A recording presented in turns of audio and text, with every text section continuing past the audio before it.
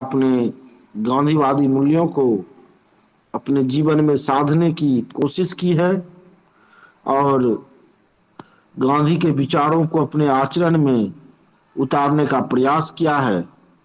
और हमारे लिए यह सौभाग्य की बात है कि आज आप हमारे बीच संपूर्ण क्रांति, समसामयिक चुनौतियां और युवाओं का दायित्व इस विषय पर मार्गदर्शन एवं आशीर्वचन देने के लिए उपस्थित हुए हैं। हम हृदय की गहराइयों से अपनी ओर से अपने गुरुवर सादर चरण स्पर्श करते हैं और उनका अपने टीपी कॉलेज मधेपुरा परिवार की ओर से और भूपेन्द्र नारायण मंडल विश्वविद्यालय लालू नगर मधेपुरा परिवार की ओर से हार्दिक स्वागत एवं अभिनंदन करते हैं। यही तिलका मांझी भागलपुर विश्वविद्यालय भागलपुर में जहां से आपने अध्ययन भी किया है, वहीं आप गांधी विचार विभाग के अध्यक्ष रहे और लंबे समय तक आपने उस विभाग को एक स्वरूप देने की कोशिश की और उस विभाग को उसके संस्थापक प्रोफेसर रामजी सिंह एवं उसके विचार को मूर्त रूप देने विचार करने वाले जिन्होंने कि इस विभाग के स्थापना के बारे में सबसे पहले सोचा, रामधारी सिंह दिनकर, राष्ट्र कवि रामधारी सिंह दिनकर, उनके सपनों के अनुरूप आपने उस विभाग को आगे बढ़ाने की कोशिश की। और जब आप गांधी विचार विभाग तिलका मांझी भागलपुर विश्वविद्यालय भागलपुर के अध्यक्ष हुआ करते थे, तब मैं वहां टीएनबी कॉलेज भागलपुर में स्नातक का छात्र हुआ करता था और आपके मार्गदर्शन में मैंने वहां कई कार्यक्रमों में भाग लिया, कई भाषणों में, कई निबंध प्रतियोगिताओं में भाग लिया और कई साइकिल यात्राएं भी हम लोगों ने की। एक बार हम लोग कहलगांव भी गए थे साइकिल यात्रा में, ये मोटरसाइकिल यात्रा थी आपके साथ। तो बहुत सारे कार्यक्रमों में आपके साथ भाग लेने का अवसर मिला और आपने गांधी विचार को जमीन से जोड़ने की कोशिश की और प्रोफेसर रामजी सिंह के सपनों के अनुरूप, राष्ट्र कवि रामधारी सिंह दिनकर के सपनों के अनुरूप उस विभाग को आगे बढ़ाने की कोशिश की। और ग्राम शिविर, मैं खास करके अपने विद्यार्थियों को बताना चाहता हूं कि गांधी विचार की एक बड़ी विशेषता रही है कि वहां पाठ्यक्रम के साथ साथ एक 7 दिनों का मिनिमम एक ग्राम शिविर होता है, जिसमें कि सभी विद्यार्थी किसी गांव में जाओ के साथ विभाग को जोड़ने की आपने कोशिश की, ताकि ये विभाग सिर्फ एकेडमिक विभाग बन के नहीं रह जाए, बल्कि वह एक सोशल विभाग बने, एक सामाजिक विभाग बने। ऐसा आपने प्रयास किया और इसमें आप बहुत हद तक सफल भी रहे। और उसके बाद आपको महात्मा गांधी अंतर्राष्ट्रीय हिंदी विश्वविद्यालय वर्धा में कार्य करने का अवसर मिला और उसके लगभग स्थापना काल से ही आप उस विश्वविद्यालय से जुड़े हुए हैं। आप सभी जानते हैं कि महात्मा गांधी अंतर्राष्ट्रीय हिंदी विश्वविद्यालय वर्धा हमारे माननीय पूर्व प्रधानमंत्री श्री अटल बिहारी वाजपेयी जी के भी सपनों का विश्वविद्यालय रहा है और कई हमारे बड़े बड़े नेताओं, बड़े बड़े चिंतकों ने यह एक अवधारणा दी कि हमारे एक तो गांधी विचार काफी है। तो यह आपकी उदारता है सर, लेकिन मैं सिर्फ विद्यार्थियों के लिए बताना चाह रहा हूं, अपने शोधार्थियों के लिए बताना चाह रहा हूं, ताकि वे प्रेरणा ग्रहण करें कि कुछ कुलपति ऐसे भी होते हैं। क्योंकि आज के संदर्भ में कुलपति को लेकर के अलग अलग तरह की अवधारणाएं और अलग अलग तरह की छवियां बन गई हैं। तो मैं सिर्फ अपने विद्यार्थियों को, शोधार्थियों को आपकी छवि दिखाना चाहता हूं। और विद्यार्थी बंधुओं का मैं आभारी इसलिए हूं कि मैं आप सबसे अपनी बात रखना, आपके बीच अपनी बात रखने का आपने सुअवसर प्रदान किया है, ताकि अपने नायक, जिसके नायकत्व में हमने सामाजिक काम को प्रारंभ करना सीखा है, प्रारंभ किया है, आंदोलन और क्रांति के उस समन्वय के बिंदु को हमने तलाशा है।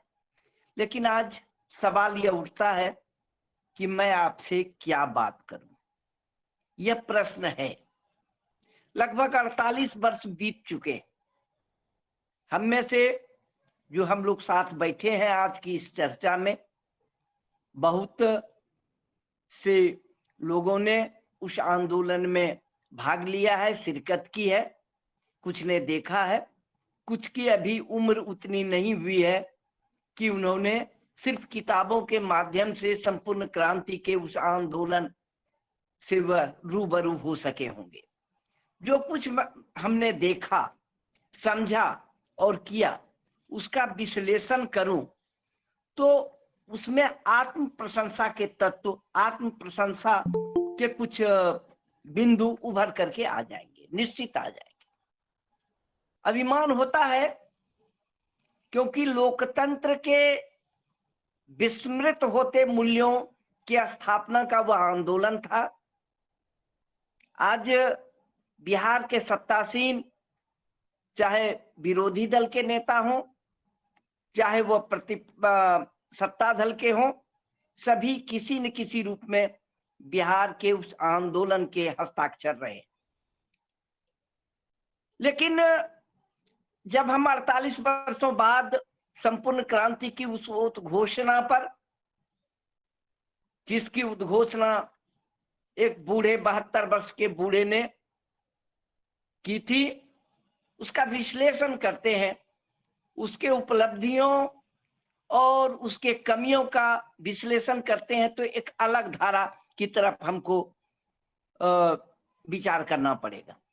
उस अवधि में क्या क्या कुछ हुआ, एक छोटे से कार्यकर्ताओं को भी कितने कष्ट झेलने पड़े, इन सब बातों से अलग मैं आज सिर्फ आना चाहूंगा उस 72 वर्ष के बूढ़े सपेरे की धुन पर, जो इतिहास का रचयिता हो गया, इतिहास का पात्र भी वह था, जिसने कहा यह संपूर्ण क्रांति है मित्रों, यह संपूर्ण क्रांति है मित्रों, बहुत दूर दूर बहुत दूर जाना है, इस पर अमल करने से होगा, इस पर अमल करने के लिए बलिदान देना होगा, लाठियां खानी होगी, जेल जाना होगा। सचमुच में उसको जब 48 वर्ष बीत चुके हैं, ऐतिहासिक संघर्ष की उस गाथा जिसने नक्शा ही नहीं बदला, इतिहास की धारा बदल दी थी, एक नए युग की शुरुआत हुई। महाभारत में योगीराज कृष्ण कहते हैं कि युद्ध को टालने की हर कोशिश की गई पर टला नहीं, जब अनिवार्य हो गया तब सत्य के पक्ष में सारथ्य ग्रहण किया। गीता के उस युग का समस्त दर्शन छिपा है आधुनिक युग के संपूर्ण क्रांति में। इसलिए कहते हैं, कुछ लोग कहते हैं कि संपूर्ण क्रांति इस युग की गीता है। कारावास की कहानी में जेपी लिखते हैं, ऐसे जयप्रकाश नारायण के बारे में गांधी जी ने एक बार कहा कि यह विदेश से पढ़ के आया है, इसकी वाणी में ओज है, इसकी लेखनी में वह ताकत है कि युवाओं को आकर्षित कर सके, लेकिन अनुभव की इसमें कमी है। जो कारावास की कहानी में उन्होंने लिखा कि संपूर्ण क्रांति अब आ रहा है, भावी इतिहास हमारा है। क्या अब यह इतिहास का एक व्यंग बनकर रह जाएगा? स्वयं जयप्रकाश कहते हैं कि आसमान से सितारे तोड़ने चले थे, गिरे हैं आके अब नर्क में। लेकिन दुनिया में सितारे तोड़ने वालों ने ही सब कुछ किया है, क्योंकि जो स्वप्न नहीं देखता वह कुछ कर नहीं सकता है। स्वप्न जीवन की अब बिंदु है जहां पर से हम अपना परिवर्तन करते हैं, समाज के परिवर्तन और परिस्थितियों के बदलाव की तमन्ना हमारे अंदर जगती। परिस्थितियों का विश्लेषण क्या करें हम, जबकि उस समय जयप्रकाश कहते हैं कि संपूर्ण क्रांति के बदले आज तो संपूर्ण प्रतिक्रांति का घटाटोप बेला है। इस समय उल्लूक और गिदड़ बड़े प्रसन्न हैं, चारों ओर हुआ हु की आवाजें सुनाई पड़ रही हैं, लेकिन काल चक्र तो घूमता ही रहता है। रात चाहे जितनी अंधेरी हो, प्रभात तो फुटकर ही रहता है। क्या वह 74 का 77 का प्रभात फूटा, या अंधेरे में पुनः विलीन हो गया, या आपके लिए छोड़ता हूं? लेकिन प्रभात अपने आप फूटेगा? जयप्रकाश कहते हैं नहीं, अपने आप नहीं फूटेगा, बलिदान देना होगा। संशय मिट चुका है, निश्चय हो चुका है। क्या संशय मिटा, क्या निश्चय हुआ? मां भगवती से जेपी प्रार्थना करते हैं, दिशा निर्देश की याचना करते हैं। वह प्रातः मिल चुका है उनको। मन अब स्थिर है और शांत है। युद्ध और संघर्ष की देवी ने उनको आमंत्रण दिया है, क्रांति की देवी ने उनका अवलंबन किया है, आत्म बलिदान की उनको प्रेरणा मिला है, निर्देश दिया है। हुआ उस इतिहास की घटना को एक बार सरसरी निगाह से देख लेने की जरूरत है। 8 अक्टूबर 1975 को प्रोफेसर पीएन धर, जो उस समय इंदिरा गांधी के सचिव थे, के संकेत पर जयप्रकाश से मिलने गए थे जेल में, और उन्होंने यह पूछा कि आप जेल से निकलने के बाद क्या करेंगे। उन्होंने वही शब्द कहा था, जेल से निकलने के बाद फिर वही करेंगे जो आज कर रहे हैं, जो कर रहे होते हैं।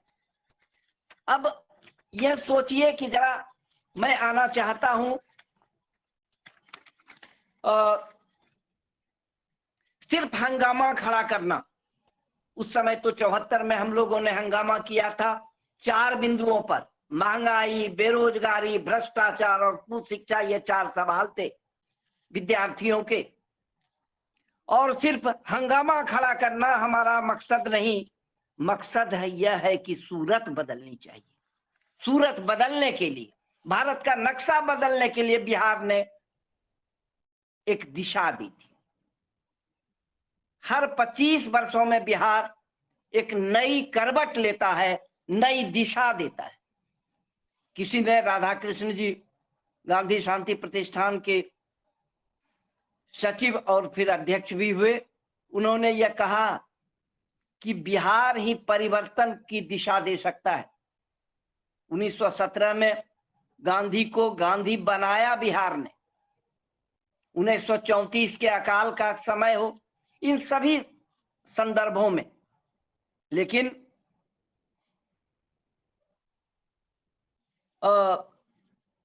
इन सब स्थितियों में संपूर्ण क्रांति का भावी इतिहास अगर हम देखें भवानी प्रसाद मिश्र के शब्दों में, तो दर्द देखा है, प्रसव वेदना सहा है। कुदाल कमीशन के दौर से भी गांधीयन गुजरे हैं, उसको झेला है। एबार्ड, गांधी विद्या संस्थान, बिहार रिलीफ कमेटी, नक्सलों से फेस टू फेस, आमने सामने, और फिर संपूर्ण क्रांति तक। भवानी प्रसाद मिश्र कहते हैं, मगर तय है कि यह उदास होने से नहीं होगा, निराश होने से तो होगा ही नहीं, हिम्मत और प्रसन्नता से छोटे छोटे कामों में जुट जाने से होगा, लोगों के दुख दर्द पर हंसते हंसते मिट जाने से होगा। इसीलिए तो रामधारी सिंह दिनकर ने कहा है, जयप्रकाश वह नाम जिसे इतिहास समादर देता है, बढ़कर जिसके पद चिन्हों को उर पर अंकित कर लेता है। यह दिनकर कहते हैं। धर्मवीर भारती उस समय कहते थे, खलक खुदा का, जुल्म बादशाह का, हुकुम शहर कोतवाल का, हर खासी आम को आगाह किया जाता है कि खबरदार रहें, एक 72 वर्ष का बूढ़ा आदमी अपनी कांपती कमजोर आवाज में सड़कों पर सच बोलता हुआ निकल पड़ा है। जीप माने उस गाड़ी जो थी, जीप अगर बादशाह की है तो पेट सर पर से गुजरने का हक क्यों नहीं? आखिर सड़क भी तो बादशाह की है। दरअसल देवकांत बरुआ की गाड़ी से एक बच्चा चप गया था, उसी पर यह है। इसीलिए अशोक भार्गव कहते हैं, तू जिंदा है तो जिंदगी की जीत में यकीन कर, अगर कहीं है स्वर्ग तो उतार ला जमीन पर। इसी स्वर्ग को उतारने के लिए यह संपूर्ण क्रांति का आंदोलन हुआ था। युग की जड़ता के खिलाफ एक इनकलाब हुआ था। हिंद के जवानों का वह एक सुनहरा ख्वाब था, और यह भारतीय सांस्कृतिक क्रांति थी, मानवीय सांस्कृतिक क्रांति थी। इसलिए संपूर्ण क्रांति सतत क्रांति भी है, समग्र क्रांति भी है, और ऊर्ध्वगामी क्रांति भी है। इसलिए उस समय हम लोग गाया करते थे, किन्नर गंधर्व देवताओं की बात नहीं, मानव से मानव को मुक्त मिलन चाहिए। चिंता की बात नहीं साधक के पास, अगर आरती समेत सुधर पूजा के थाल ना हो। यह सब गाया करते थे। और यह भी गाया करते थे, गलत मत कदम उठाओ, सोच कर चलो, विचार कर चलो, राह के मुसीबतों से प्यार कर चलो, प्यार कर चलो। लेकिन वह क्रांति कैसी थी? समग्र क्रांति और संपूर्ण क्रांति कैसी थी? राजनीतिक क्रांति, आर्थिक क्रांति, सांस्कृतिक क्रांति, यानी सभी क्षेत्रों में शैक्षणिक क्रांति, सभी क्षेत्रों में परिवर्तन की। इसलिए नारा लगा था, पर्दे रंगीन लगे, द्वार द्वार बेशुमार, मेज और कुर्सियों का वस्त्र से श्रृंगार है, पूजते पाषाण यहाँ भूखे भगवान नहीं, नफरत इंसानों से श्वानों से प्यार है। यह सारे गीत उस समय गाए जाते थे। और मैं आपको किस्सा सुनाऊं तो उस समय हाई स्कूल के बच्चों ने ट्रेन तक को रोका था। एक एक पान के दुकानदार को यह पता था कि बिहार में क्या हो रहा है, पटना में क्या हुआ, भागलपुर में क्या हुआ। जयप्रकाश पर लाठी चली, लेकिन जयप्रकाश हैं कौन? जयप्रकाश के बारे में बाद के दिनों में और पहले के दिनों में चंबल के बागियों का आत्मसमर्पण की कहानी अगर आप देखिएगा तो 1960 में 20 बागियों ने विनोबा जी के सामने समर्पण किया था। 1 अक्टूबर 1971 की एक घटना का स्मरण होता है कि पटना के गांधी कदम कुआं में, जहां पर जेपी रहते थे, 35 बरस का एक युवा राम सिंह वह आया और बाद में उसने कहा कि उसका नाम ही माधो सिंह है और वह चाहता है कि नए सिरे से जीवन में प्रवेश करें। और उसके बाद वह देश की जो सामंतशाही सामाजिक व्यवस्था है उससे पीड़ित है। बागियों का समर्पण उन्होंने कराया। भूदान आंदोलन में साम्यवादी समाजवादी जयप्रकाश, जो प्रजा सोशलिस्ट पार्टी के नेता थे, उन्होंने समाजवाद से सर्वोदय की ओर प्रस्थान किया और जीवन दान दिया अपना। बाद के दिनों में जीवन दान 28 अप्रैल 1954 को गया में उन्होंने किया था, बोध गया में। उसी वृक्ष के नीचे अखिल भारतीय सर्वोदय सम्मेलन हुआ था और 600 से ऊपर 650 लोगों ने अपना जीवन दान दिया। नक्सलवाद और मुसहरी के प्रयोग हुए। यह भी घटना जून 1970 की है। यह मुजफ्फरपुर का एक क्षेत्र, एक प्रखंड है, जहां पर उन्होंने कहा कि सत्याग्रह के तर्कस के सारे तीर निकल चुके हैं, यह मत समझिए, या तो काम पूरा होगा या यहां हड्डियां गिरेंगी। तो लेकिन आज सवाल यह है कि युवा जयप्रकाश को किस तरह से देखे। यह देश मूर्ति पूजक देश है। यह देश नेताओं के सहारे बढ़ने वाला देश है। यह देश नेतृत्व की मांग करता है। क्या श्री कृष्ण नहीं होते तो महाभारत होता, या होता तो उसकी क्या स्थिति होती? जयप्रकाश को महाभारत के, संपूर्ण क्रांति के महाभारत के उसी स्वरूप में, कृष्ण के स्वरूप में हम देख सकते हैं। इसलिए उन्होंने कहा कि हर तरह के प्रयास कर लिए गए, लेकिन जब नहीं संभला तो अब अवश्यंभावी हो गया। या तो हम राजनीतिक क्रांति के लिए सत्ता के परिवर्तन के द्वारा समाज में परिवर्तन की जो चाहत जयप्रकाश ने, जो 29 जनवरी 1948 में जिसे गांधी ने खारिज कर दिया था, और यह कहा था अंत में अपनी अंतिम वसीयत में कि सत्ता के चुने हुए लोगों को, जो सत्ता में जाना चाहते हैं वे जाएं, और जो लोक शक्ति जागरण के लिए गांव गांव में बिखर जाएं। लोक शक्ति मजबूत होगी तो सैनिक तानाशाही से देश को बचाया जा सकेगा।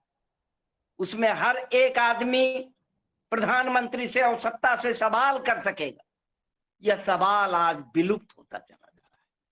सवाल 1974 में भी सवाल किए गए, और उस व्यक्तित्व से सवाल किया गया जिसने 1971 में बांग्लादेश का विजय, जिसने प्रिवी पर्स की समाप्ति, जिसने बैंकों का राष्ट्रीयकरण और अंतरराष्ट्रीय क्षेत्र में एक मानक स्थापित किया था, जिस इंदिरा गांधी ने, उसकी सत्ता को उखाड़ फेंकने का काम इन युवाओं ने किया है। लेकिन आज सवाल यह उठता है कि सवाल आज किन मुद्दों पर शुरू होते हैं? सामूहिक और सार्वजनिक मुद्दे कहां विलुप्त होते चले जा रहे हैं। महंगाई उससे अधिक बढ़ी है, भ्रष्टाचार चरम सीमा पर है। यह बात नहीं है कि गांधी के समय भ्रष्टाचार नहीं था, लेकिन वह भ्रष्टाचार जो कांग्रेस में भ्रष्टाचार आया था, जिससे गांधी अत्यंत दुखी होकर 1934 में कहते हैं कि रचनात्मक स्वराज्य की रचना वह करेंगे, लेकिन इसके लिए सत्ता के द्वारा रचनात्मक स्वराज आएगा, इसका विश्वास उनके को नहीं था। लेकिन पता नहीं क्यों यह 74 का आंदोलन 77 में सत्ता परिवर्तन का आंदोलन से आगे नहीं बढ़ सका।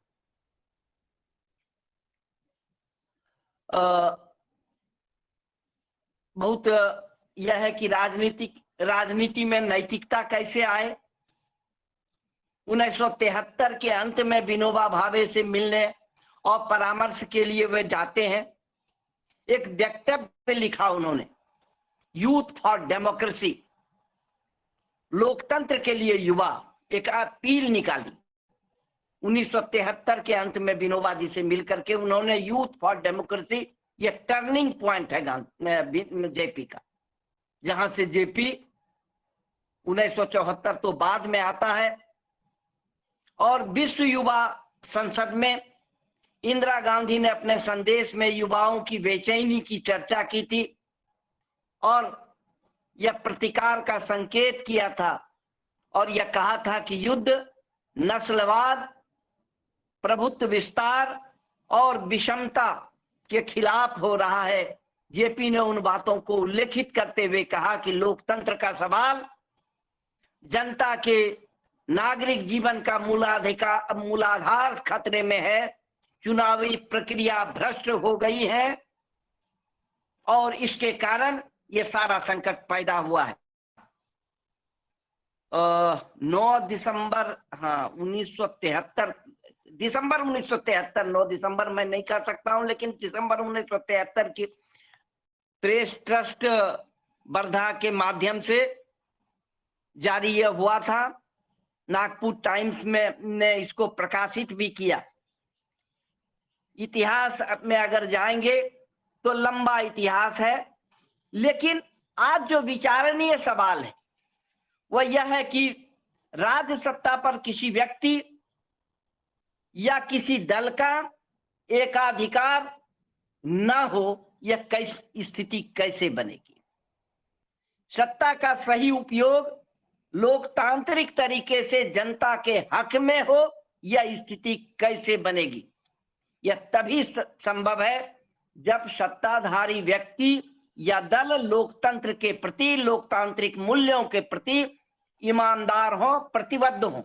यानी लोकतंत्र को ट्रांसपेरेंट, अकाउंटेबल और रिस्पॉन्सिबल बनाने की बात होनी चाहिए, जो छूट गया है।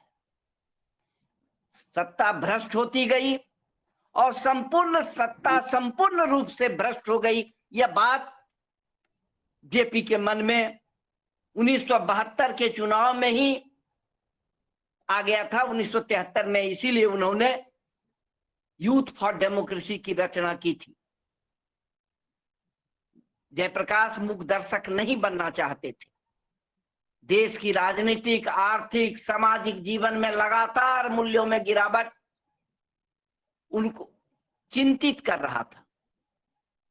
रेडिकल ह्यूमनिस्ट ने विचारोत्तेजक लेख अगस्त 1972 के अंक में, बीएम तारकुंडे उस समय थे संपादक उसके, पंडित रामानंद मिश्र ने इसे हिंदी में अनुवाद कर आम लोगों में वितरित कराया था। जो रामानंद मिश्र आप जानते हैं कि संयुक्त सोशलिस्ट पार्टी में थे। लोकतांत्रिक समाजवाद की बात करते हैं, डिसेंट्रलाइज्ड पॉलिटिक्स की बात करते हैं, और यह सब मानने लगे थे कि 1947 के बाद कांग्रेस चुनावी यंत्र बन गया है और एक दल का प्रभुत्व बनता चला जा रहा था। 1967 में गैर कांग्रेसी सरकारें बहुत से राज्यों में बनी, बिहार भी उसका एक उदाहरण है। यानी लोकतंत्र के बचाव और लोक शक्ति को संगठित करने, इसलिए लोक समिति का निर्माण किया गया था उस समय।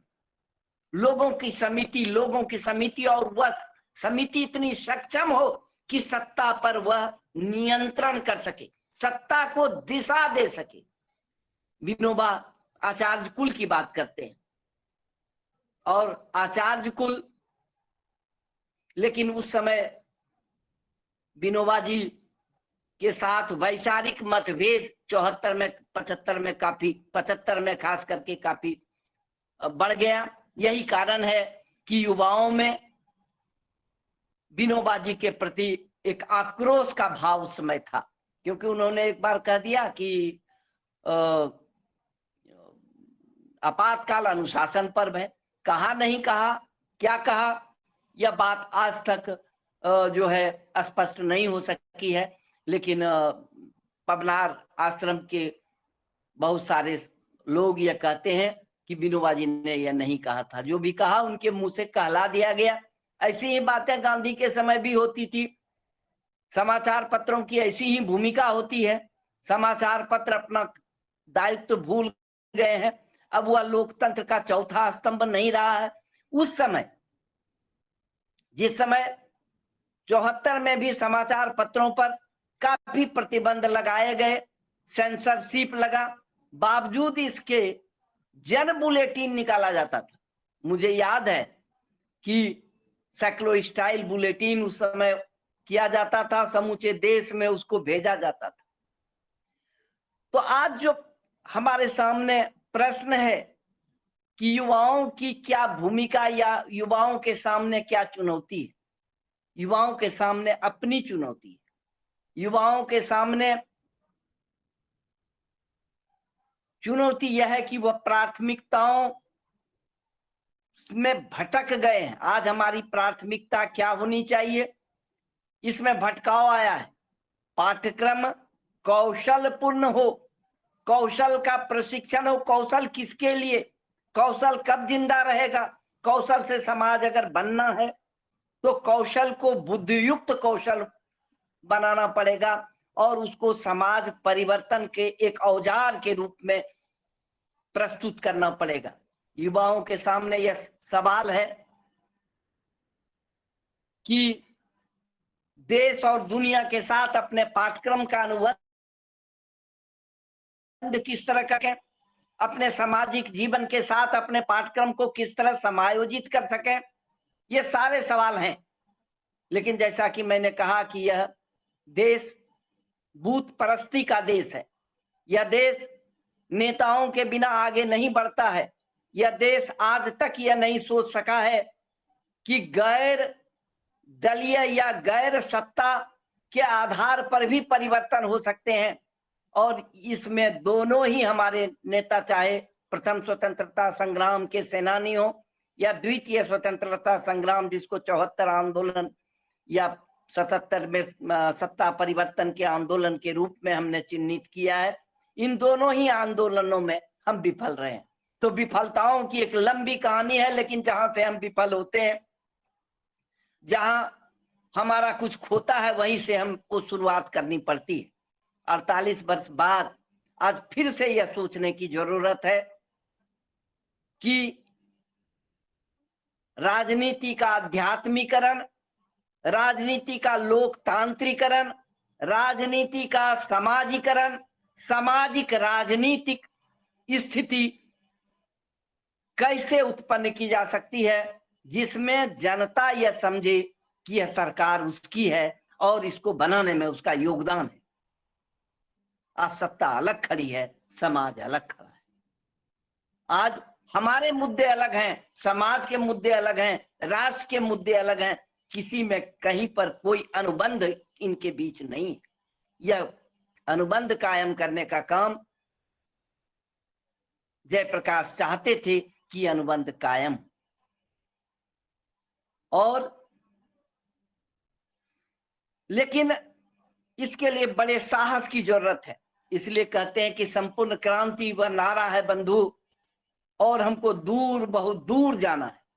गांधी ने भी कहा कि हमारे जन्म में, हमारे मृत्यु तक यह हो या ना हो, लेकिन आने वाले समय में अगर मनुष्यता को बचनी, अगर देश और दुनिया के मनुष्यता का कहीं पर कोई विराम स्थल रहे, कोई पूर्ण की स्थिति में आनी है, तो वह स्थिति यही होगी कि हम संपूर्ण रूप से एक परिवर्तन की धारा को दिशा दे सकें। आज दुनिया एक ऐसे विकल्प की खोज में निश्चित रूप से पड़ी हुई है, विकल्प की खोज करना चाहती है, उसका प्रयोग हुआ हो या ना हुआ हो, लेकिन वह विकल्प क्या है इसकी तलाश करनी पड़ेगी और युवाओं को करनी पड़ेगी। क्योंकि अब जो स्थिति आने वाली है, उन स्थितियों में सवाल करने वाले जो सवाल कर सकें। आपको आश्चर्य होगा कि नोआखाली में जब गांधी थे और गांधी को गालियां और पत्थर दी जा रही थी, तो वहां नेहरू जी उस भीड़ में कूद पड़े और कहा, किसने कहा, और कॉलर उस लड़के का पकड़ लिया तो कहा, हाँ हाँ आप नेहरू जी है ना, मार लीजिए। तो यह कहने की हिम्मत, लेकिन जो भी कहने की हिम्मत हो, यह कहने की हिम्मत कहते हैं, गांधी भी कहते हैं कि जब तक देश का एक भी व्यक्ति भूखा है तब तक हमारे लिए स्वराज अधूरा। वह दूसरे स्वतंत्रता का जो बिगुल हमने फूका, जिसमें हजारों हजार युवाओं ने अपनी कुर्बानियां दी, हजारों हजार लोगों ने अपना समय दिया, कुछ को तो सत्ता का सुख मिला, लेकिन उस सत्ता के सुख में संपूर्ण क्रांति के वह मूल्य ही विलुप्त हो गए, जिन मूल्यों के खातिर इतनी बड़ी कुर्बानियां, इतने बड़े संकल्प की बात हुई थी। और गुजरात की जीत हमारी है, अब बिहार की बारी है। और जैसा कि मैंने कहा, उन 4 मुद्दों को लेकर के फिर मुद्दे बढ़ते गए। जयप्रकाश की वैचारिकी में हम प्रतिनिधि वापसी का अधिकार होना चाहिए, हम 5 साल के लिए लोहिया ने कहा कि जिंदा कौम 5 साल इंतजार नहीं करता। तो इस जिंदा कौम, ये जो युवा हैं, ये जिंदा कौम, इनको बनाने की जिम्मेदारी हम शिक्षकों की है, ये जिंदा कौम बन सके। लेकिन दुर्भाग्य से हम आज इस स्थिति में हैं, जिस स्थिति में कोई सही रास्ता दिख नहीं रहा है। तो 50 वर्ष होने का, 24 में 50 वर्ष हो जाएंगे। 50 वर्षों के बाद हम भटकाव की स्थिति में, बल्कि उस संपूर्ण क्रांति की वह बात ही आज अधूरी लगने लगी है। आज गैर कांग्रेसवाद भी झूठा हो गया है। आज तो और कोई बात जो है, आज तो चुप्पी बात, चुप को तोड़ने की बात आई है। चुप्पी टूटेगा समाज का, जब चुप्पी टूटेगा तो निश्चित रूप से समाज में बदलाव आएगा। इसलिए आज के दिन सबसे बड़े संकल्प की यह जरूरत है कि सच कहना अगर बगावत है तो समझो हम भी बागी हैं। वह बागी तैयार करने की जरूरत है, जो बागी ही देश को बदलेगा। और ऐसे बागी जो है तैयार हजारों प्रशिक्षण में नहीं होते हैं, हजारों पाठशालाओं और महाविद्यालयों में नहीं होते हैं। वो होते हैं किसी आंदोलन के द्वारा ही, आंदोलन से ही निकलते हैं। आंदोलन ही वह धारा है जहां पर से जो है परिवर्तनकारी लोग निकलते हैं। भ्रष्टाचार पर इनके आलेख बड़े लंबे चौड़े आए हैं। भूमि हड़पने के सवाल पर भी इन्होंने अपनी बातें रखी हैं। इसलिए जयप्रकाश को हमको जब भी देखना होगा, एक समग्रता में देखना होगा।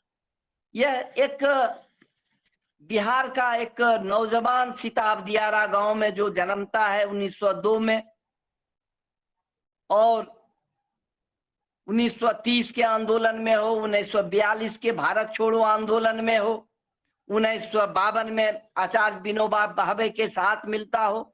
इस 4 युगों में बांट करके मार्क्सवादी युग, प्रजातांत्रिक समाजवादी युग, सर्वोदय और समाजवादी युग और संपूर्ण क्रांति के युग, इन 4 खंडों में हम जयप्रकाश को समझने की कोशिश करते हैं। लेकिन जयप्रकाश को समझे क्यों, गांधी को समझे क्यों, यह सवाल हमारे अंदर है। क्योंकि जयप्रकाश ने मुंह में आवाज दी। जयप्रकाश ने शांतिमयता के साथ, क्रांति के शांतिमयता के साथ परिवर्तन के अलग को जगाया। जयप्रकाश ने एक रास्ता दिखाया कि अहिंसा के द्वारा भी सत्ता का परिवर्तन हो सकता है, अहिंसा के द्वारा ही समाज का परिवर्तन हो सकता है, और अहिंसा का कोई विकल्प नहीं है।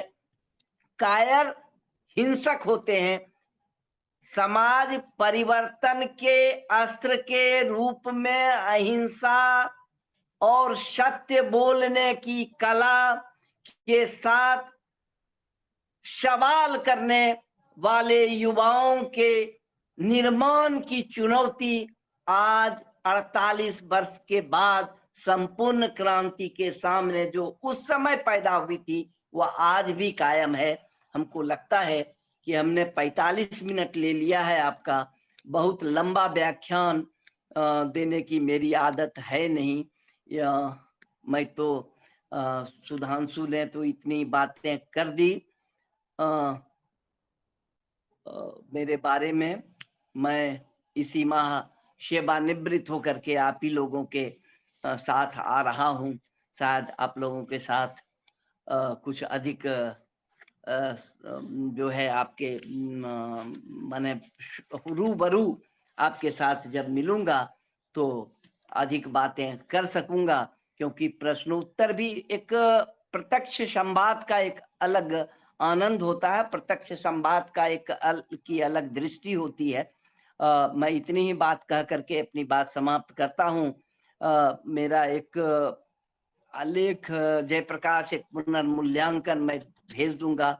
बहुत पहले मैं जब वहां पर प्रोफेसर इंचार्ज था, उसी समय यह था कि उसी समय लिखा था, उसके अंतिम को मैं पढ़ देता। वैचारिक लड़ाई का समय आया है। तो अब अंतिम का थोड़ा सा 2-3 लाइन। वैचारिक लड़ाई का समय आया है। आज भी विचार के स्तर पर दिग्भ्रमित करने की जितने षड्यंत्र हो रहे हैं उतना पहले कभी नहीं हुआ। इतिहास में भ्रांतियों को स्थापित करने की तो वैचारिक लड़ाई का समय आया है, जब दलीय और गैर दलीय सभी विभेदों से अलग होकर संसदीय और लोक क्रांति के नए सिरे से विश्लेषण और विवेचन करने की आज जरूरत है। गांधी और उनके उत्तराधिकारियों के कृतिगान से युवा पीढ़ी उद्विग्न हो रही है। क्यों गांधी और जयप्रकाश की इतनी जो है कृतिगान की जाए? जयप्रकाश जयंती पर फिर हम वही मूर्ति पर फूल मालाएं चढ़ाएंगे, दीप जलाएंगे, उनकी कृति गाएंगे, रटे इतिहास को याद करेंगे। जरूरत है गांधी और जयप्रकाश के अनुयायियों की जगह उनके उत्तराधिकारियों की जो तटस्थ मूल्यांकन कर सके, नए परिस्थितियों में नए विचारों का सृजन करे। यह समय व्यक्ति केंद्रित राजनीति की जगह समाज केंद्रित और सामूहिक संकल्प शक्ति के प्रकट करने का है। तो इन्हीं शब्दों के साथ मैं अपनी बात को समाप्त करता हूं। धन्यवाद। शायद मैंने आपकी जिज्ञासा को कुछ हद तक शांत करने की कोशिश की होगी, लेकिन भाव में मैं इतना बह गया कि जो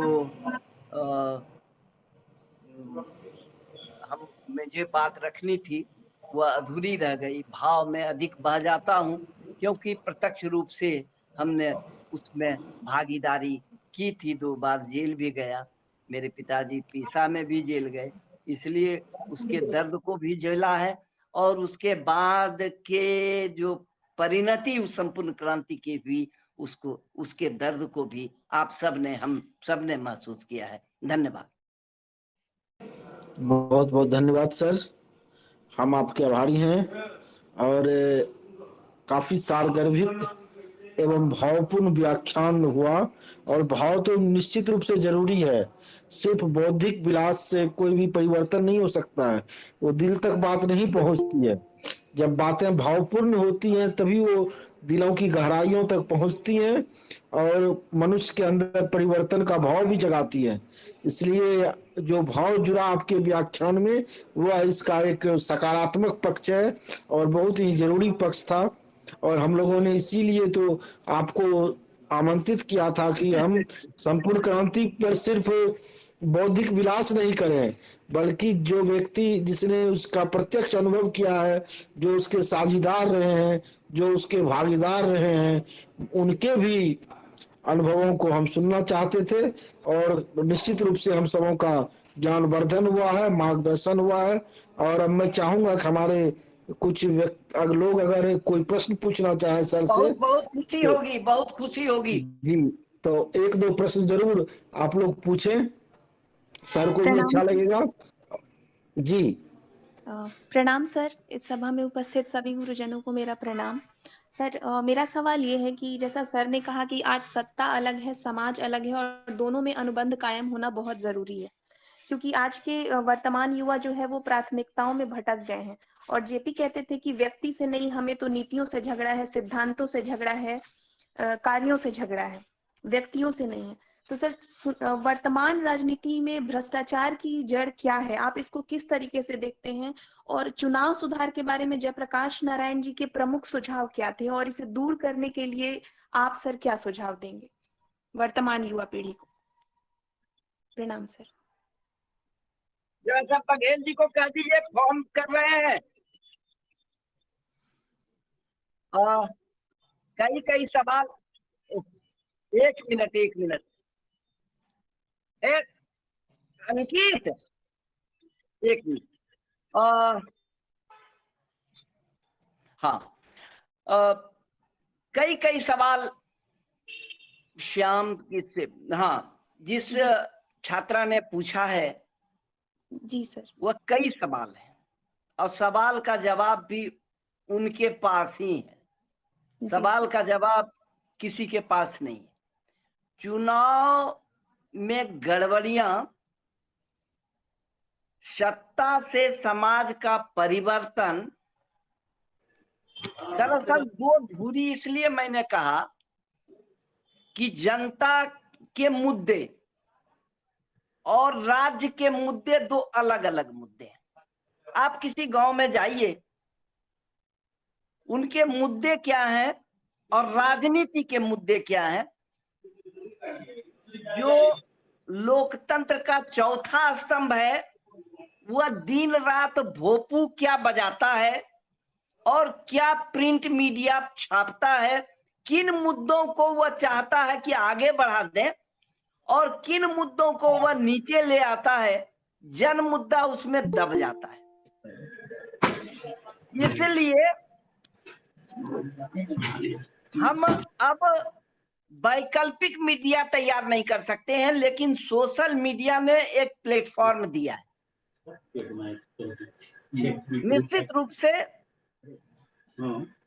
चुनाव सुधार की जब बात होती है तो आज ईवीएम पर भी सवाल है, बैलेट पर भी सवाल हो रहे थे, तो इसका एक विकल्प ढूंढने की जरूरत है। क्या खंडित अवस्था में प्रतिनिधियों का चुनाव, जो गांधी कहते थे कि 100 में एक प्रतिनिधि, फिर 1000 में, फिर उस प्रतिनिधि से क्या उस तरह की स्वराज्य की कोई परिकल्पना होगी। लेकिन सबसे बड़ी बात है कि कमान जनता के हाथ में किस तरह से आवे। जनता के हाथ में अगर कमान आएगा और सत्ता उसके मातहत काम करेगी, सत्ता को यह भय होगा कि हम अगर कहीं जन आकांक्षा के खिलाफ जाएंगे तो सत्ता से च्युत कर दिए जाएंगे।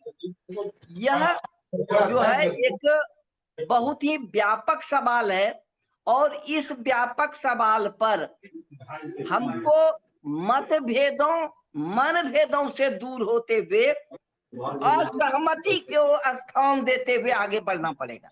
आज तो असहमति को ही विरोध मान लिया जाता है। असहमति नहीं होगी तो लोकतंत्र जिंदा नहीं रह सकता है। लोकतंत्र का प्राण ही असहमति है। असहमतियों से ही लोकतंत्र प्राण होता है। तो असहमतियों का मतलब यह है कि अलग अलग विचारों के बाद एक मतैक्य की स्थिति हो। आज राष्ट्र है और राष्ट्रों के बीच जो है वैश्विक पूंजीवादी स्थिति में हम जकड़े हुए हैं। आज राजनीतिक प्रभुसत्ता निश्चित रूप से हमारे हाथ में है, लेकिन हम आर्थिक रूप से गुलाम हैं और आर्थिक साम्राज्यवाद जो मल्टीनेशनल के रूप में संपूर्ण दुनिया में शस्त्रीकरण की होड़ पैदा हुई है, इसलिए कि दो राष्ट्रों के बीच झगड़ा भारत और पाकिस्तान का नहीं है, वह शस्त्रों की बिक्री के लिए बहुराष्ट्रीय कंपनियों के षड्यंत्र का हिस्सा हम बनते चले जा रहे हैं। और दूसरी बात, जो छोटे मंझोले ग्रामीण उद्योग है, कृषि है, बिहार तो कृषि के बिना बढ़ नहीं सकता है, कृषि का कोई विकल्प नहीं है। कृषि उत्पाद को किस तरह से कमजोर किया गया किसान और मजदूरों, ये लंबे चर्चा का विषय है। आप भी सोचेंगे और इसका उत्तर निश्चित रूप से मिलेगा। हम निराश नहीं है, निराश होने से तो होगा ही नहीं। निराश जो है, निराशा के वातावरण में भी आशा के एक की किरण हमको मिलती है। शायद जयप्रकाश कोई प्रकाश दे, शायद गांधी कोई प्रकाश दे, लेकिन हम मूर्तियों में नहीं रहना चाहते हैं। आज के विचार क्या होंगे वह आज के युवाओं के विचार होंगे। धन्यवाद। धन्यवाद सर। और भी कोई साथी अगर प्रश्न पूछना चाहते हो तो प्रश्न आमंत्रित हैं।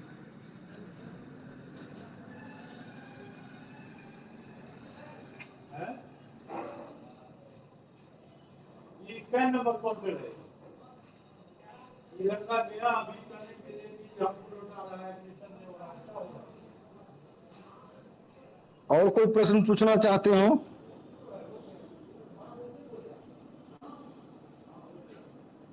कल आप खाली राकेश जी? हाँ,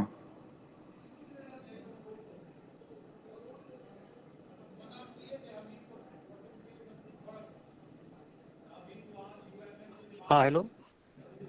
हाँ बोला जाए। हाँ जी प्रणाम सर, बोलिए। आप राकेश कुमार बोल रहे हैं सर, टीपी कॉलेज मधेपुरा से सर। जी जी जी।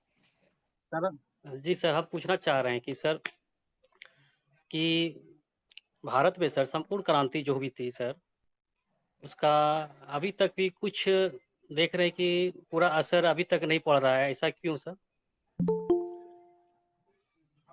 यह तो आजादी के बाद भी आपको पूछना होगा कि भारत ने 15 अगस्त 1947 के बाद की आजादी क्या सत्ता परिवर्तन के लिए किया था?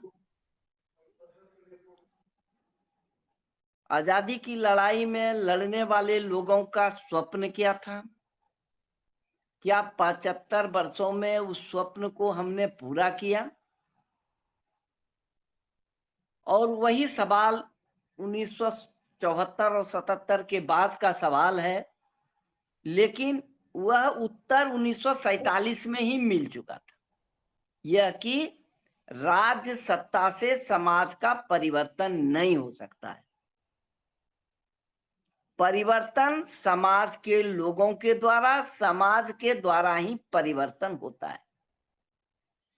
जयप्रकाश नारायण जी ने एक बार कहा था, हम अभी देख रहे थे, राज शक्ति के साथ ही टक्कर शांति का ह्रास हुआ है, नहीं तो आंदोलन को हम कहां तक ले गए होते। दरअसल जिस स्वराज की कल्पना गांधी ने की, जिस आत्मनिर्भर समाज की गांधी ने कल्पना की, जिसकी जयप्रकाश कल्पना कर रहे थे कि निर्दलीय लोकतंत्र, यह कल्पना नया है। इस नए कल्पना, लेकिन कोई नया है इसका मतलब असंभव नहीं है। यह जरूरी नहीं है कि 50 वर्षों में कोई संकल्प पूरा हो जाए।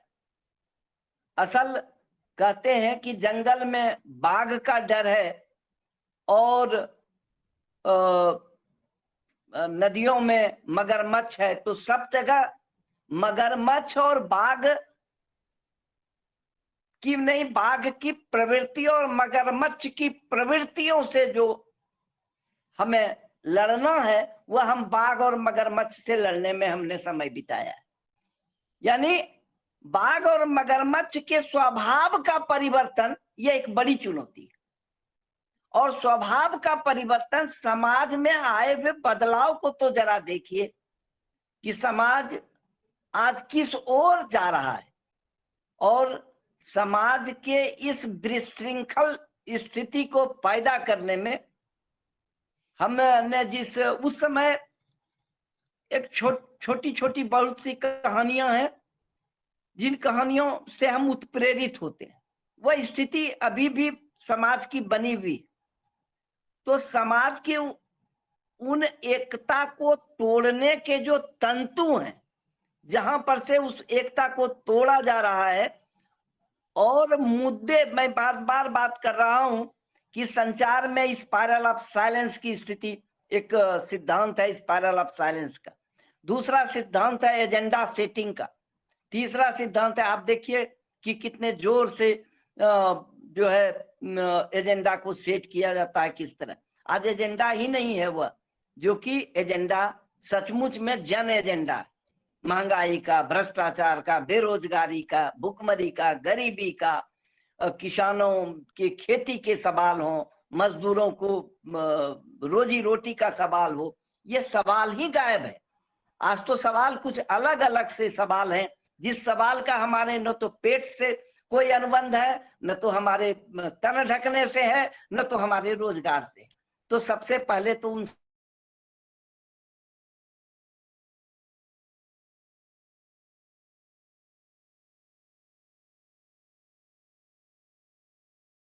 मार दिए। बहुत बहुत धन्यवाद सर, और बहुत ही सारगर्भित व्याख्यान आपका सुनने को मिला, और सभी हमारे शिक्षकों शोधार्थियों ने अच्छे अच्छे प्रश्न भी उठाए और अब हम बिना समय गंवाए आमंत्रित करना चाहते हैं आज के अपने इस कार्यक्रम के सम्मानित अध्यक्ष ठाकुर प्रसाद महाविद्यालय मधेपुरा के यशस्वी प्रधानाचार्य professor doctor Kailash Prasad Yadav sir को। सर आएंगे और अपना अध्यक्षीय उद्बोधन देंगे। प्रोफेसर कैलाश प्रसाद यादव। आज के मुख्य विषय संपूर्ण क्रांति, समसामयिक चुनौतियों और युवाओं के दायित्व विषय पर उद्बोधन के मुख्य अतिथि प्रोफेसर मनोज कुमार, माननीय पूर्व कुलपति एवं निदेशक बरगाह समाज अध्ययन केंद्र। मुख्य रूप से आपके द्वारा जो सारगर्भित व्याख्यान हमारे शोधार्थी, शिक्षार्थी एवं छात्र के द्वारा दिया गया, यह बहुत ही खोजपूर्ण था और इसका लाभ हमारे बच्चों को मिलेगा। और इस कड़ी में जो प्रश्न और उत्तर भी हुए, यह सबसे बड़ी बात हुई कि विभिन्न प्रकार के प्रश्नों का उत्तर आपने दिया। इसके लिए मैं आपको साधुवाद देता हूं, आपको धन्यवाद देता हूं। और भविष्य में इस प्रकार के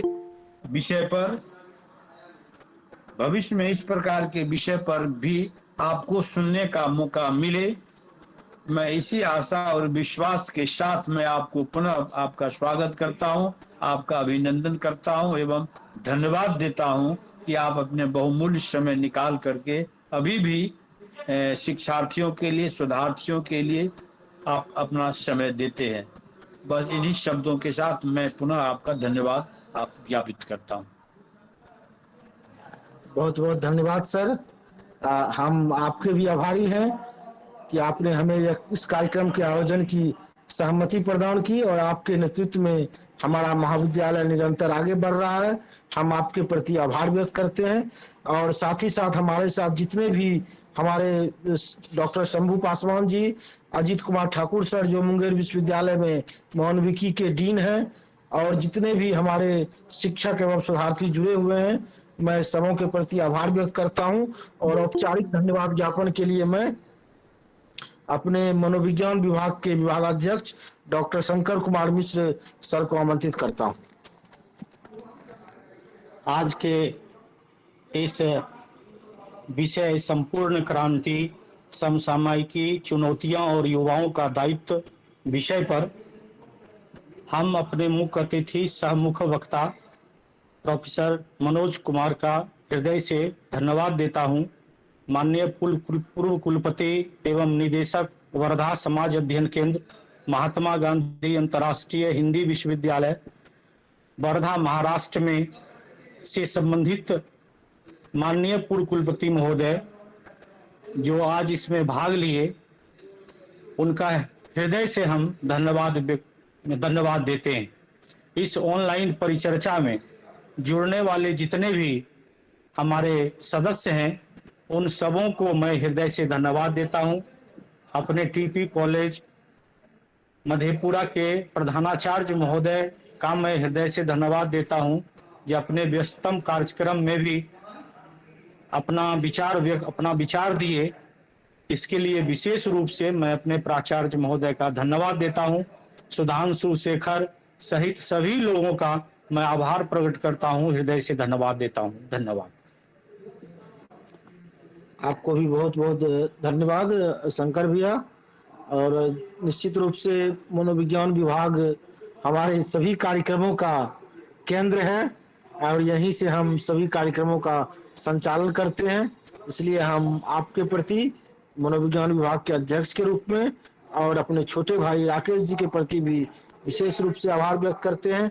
और साथ ही हमारे जिन शोधार्थियों ने, शिक्षकों ने आज हमारे मुख्य वक्ता से प्रश्न किया, उनके प्रति मैं विशेष रूप से आभार व्यक्त करता हूं, क्योंकि प्रश्नोत्तर के माध्यम से ही इस तरह के संवाद की सार्थकता होती है और जैसा कि हमारे प्रधानाचार्य महोदय ने कहा कि आगे भी हम ऐसे संवादों का, ऐसे परिचर्चाओं का आयोजन करेंगे और उसमें मनोज सर एवं अन्य विद्वानों को हम सभी आमंत्रित करेंगे और सामाजिक सांस्कृतिक गतिविधियों के साथ साथ ये शैक्षणिक गतिविधियां भी टीपी कॉलेज मधेपुरा में निरंतर जारी रहेगी। इन्हीं कामनाओं के साथ प्रधानाचार्य महोदय एवं मुख्य अतिथि महोदय सहित सभी लोगों के प्रति धन्यवाद ज्ञापित करते हुए मैं आज के इस कार्यक्रम के संपन्न होने की अध्यक्ष महोदय की अनुमति से घोषणा करता हूं। बहुत बहुत धन्यवाद। धन्यवाद।